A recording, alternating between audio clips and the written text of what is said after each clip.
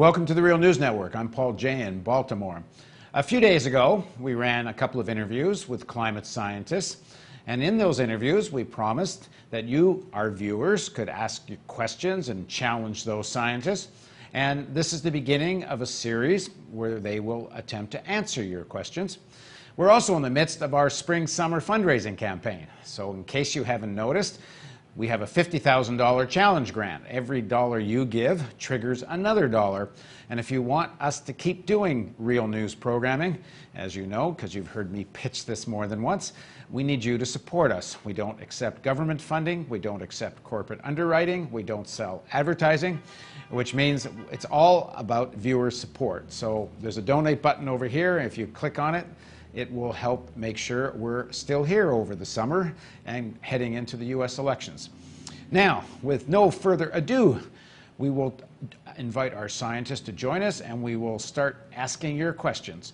Now joining us from Paris is Valérie Masson-Delmotte. She's a French paleoclimatologist. She holds an engineering degree from l'École Centrale Paris in physics and fluid transfer. Since 1997, she's been a senior scientist at the French Nuclear Energy Commission. She served on numerous national and international projects, including the Intergovernmental Panel on Climate Change. Thanks for joining us, Valérie. Hi. And also joining us, Jeff Keel's a senior scientist at the National Center for Atmospheric Research, where he heads the Climate Change Research Section.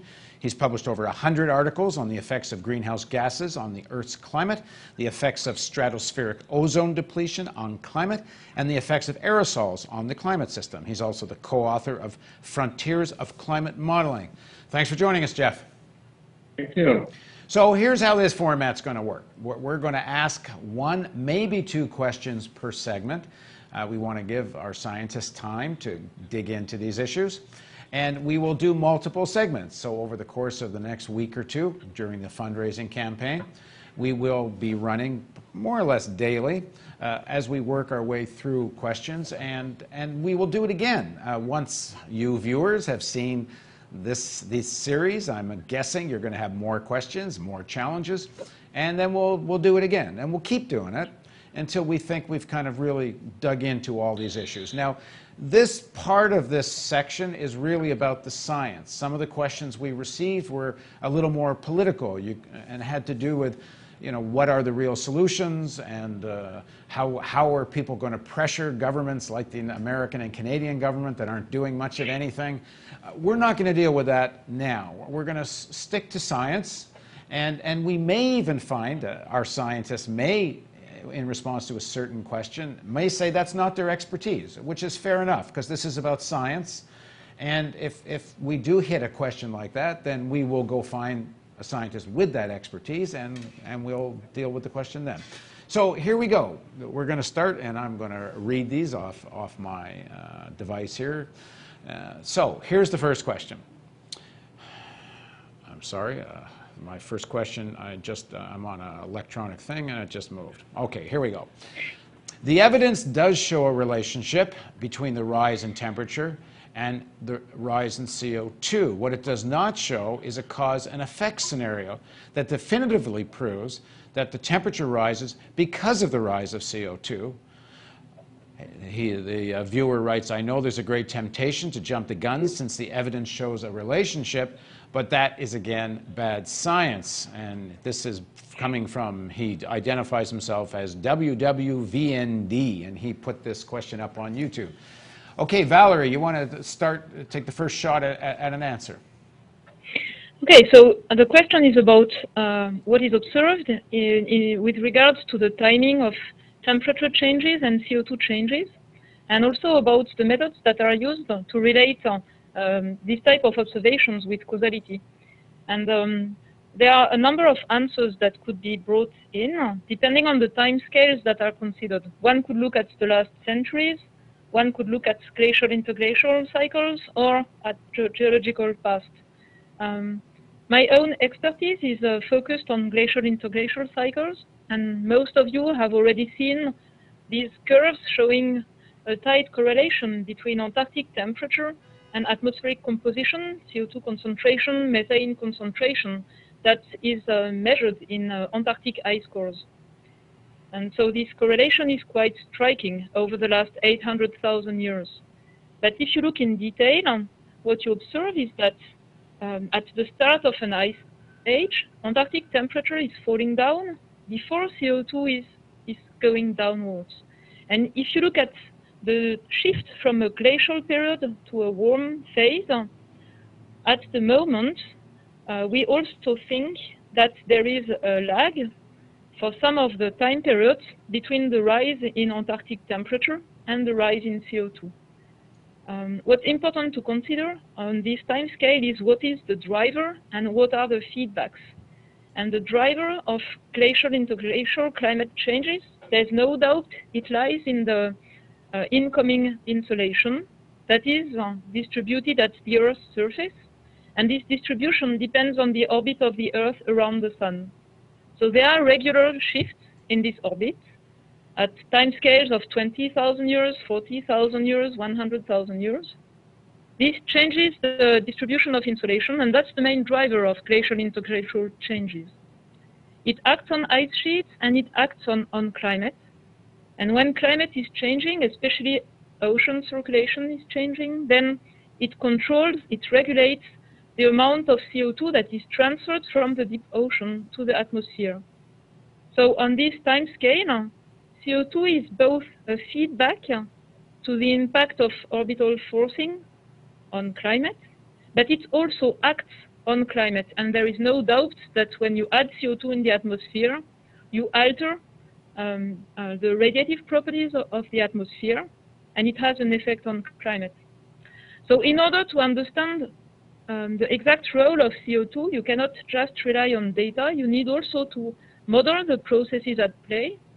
So we use basically the same climate models that are used for present day for future projections, and we make tests with these models. What if you have constant CO2? What if we prescribe to these models the glacial interglacial changes in CO2? And basically the answer is you cannot explain ice ages with a constant glacial CO2. It doesn't work. In order to explain quantitatively, but also the spatial patterns of glacial interglacial changes, you need to take into account the effect of CO2. And the way climate models account for this effect seems correct at first order compared to their performance for glacial climate. So there's an ongoing effort, in fact, in using data from glacial climate to test the realism of the sensitivity, that is the response of climate to CO2, that is a result of numerous feedbacks simulated by climate models. Okay, Jeff, do you want to add something? And let me say that we've got a couple of questions I won't read, but they're similar, which is that CO2 is a naturally produced thing. That algae produces CO2. There's all kinds of natural ways the Earth produces CO2. And there's nothing wrong with CO2, and that nature has a way of dealing with CO2. So maybe you can deal with that. Plus, do you want to add anything to what Valerie said? So let me actually just start with the question you just posed about the sources, natural sources of carbon dioxide.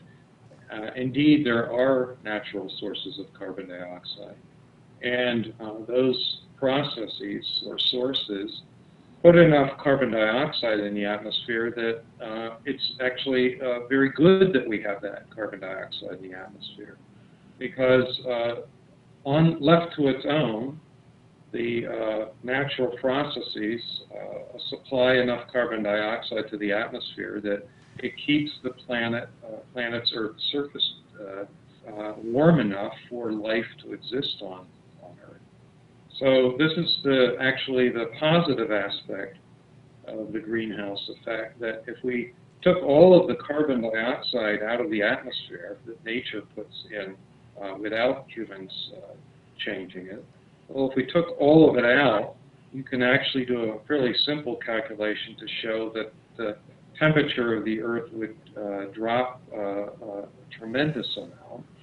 And what also operates is that as you start to drop the temperature by taking carbon dioxide out completely, the amount of water vapor also decreases in the atmosphere, and that cools the planet even more. So there have been some nice studies showing that carbon dioxide at its pre-industrial levels is absolutely essential for life on Earth. Now, the problem is we humans are actually going in and changing the amount of carbon dioxide at a fairly substantial magnitude.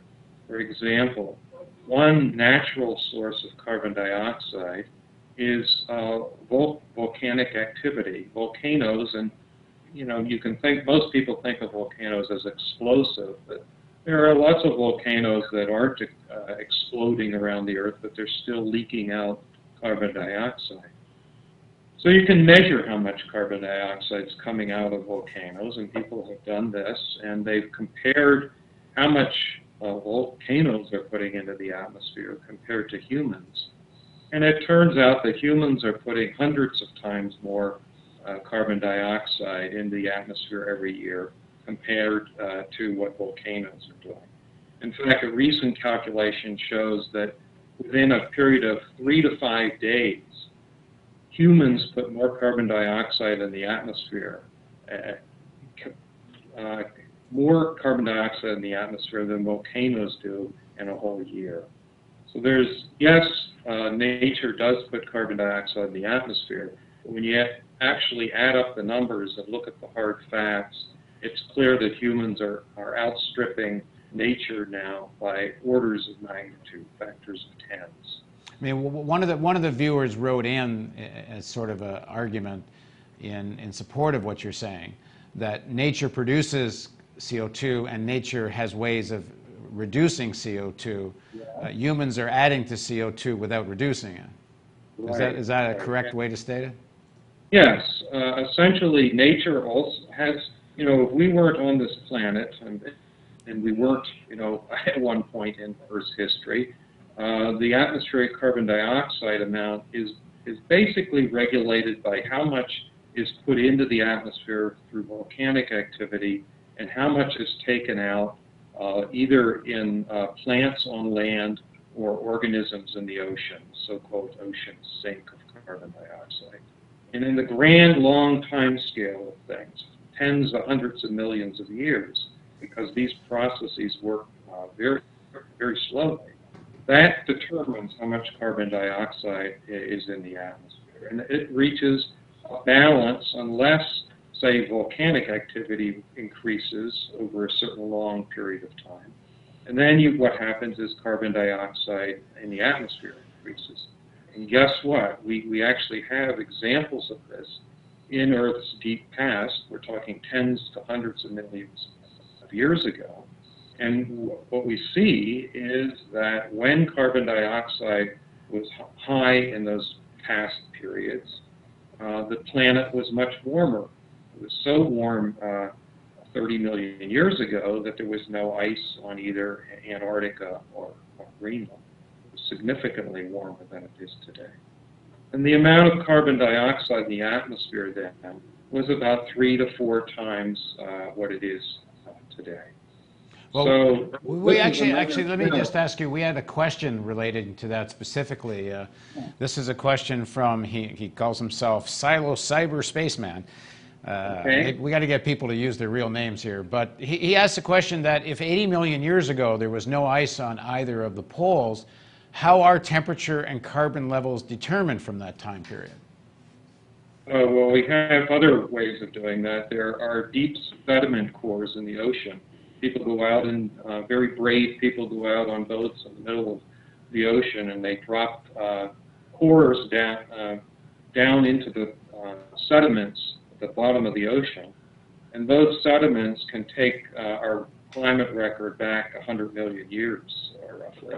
And so by using those, there's geologic, geochemical information in those sediment cores that tells us about what the planet was like past the ice core record. And then if you go back even further, because the sediments at the bottom of the ocean can only take you back about 100 million years or so, If you want to go back further, then you have to go to the geologic record, the rock record. And there you go out to the different places around the planet where you can date the geologic rocks and look at the formations of the rocks and the geochemistry of the rocks. And that, again, tells you something about what Earth's climate was like even further back in time. So we have this array of techniques. The ice core records will go back about 1 million years. And then beyond 1 million years, you use the sediment cores from the deeper parts of the ocean. And then if you want to go back even further than that, you use the Earth's geologic record. Right. Okay, we're going to wrap up this segment. But if you want to respond or ask a question about this segment, please identify it in your email or in the comment section between the video, so we can tie your comment to the specific segment, and then we can explore this issue even further. So don't forget, this is all part of our matching fundraising campaign, and if you donate $1, we trigger another $1. So please donate generously and join us for the next segment of our further discussion on climate change science on the Real News Network.